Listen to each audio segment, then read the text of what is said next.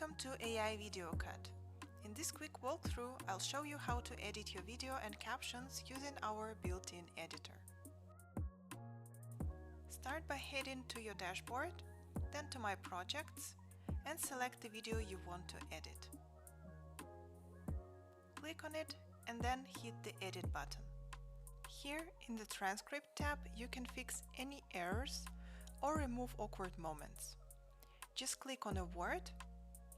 Let's find the pause filler. Yeah, you can click on a word or highlight the whole section. To correct something, choose Edit Text. And now you can make your corrections.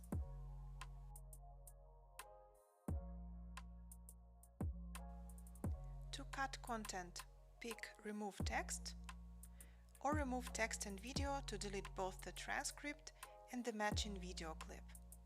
You can always restore what you've deleted. Next, go to the Captions tab to change the look of your captions or turn them off completely. Just click a style to preview it instantly,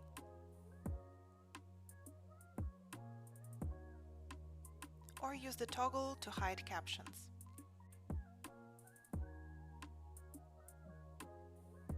When you are done, click Apply Changes.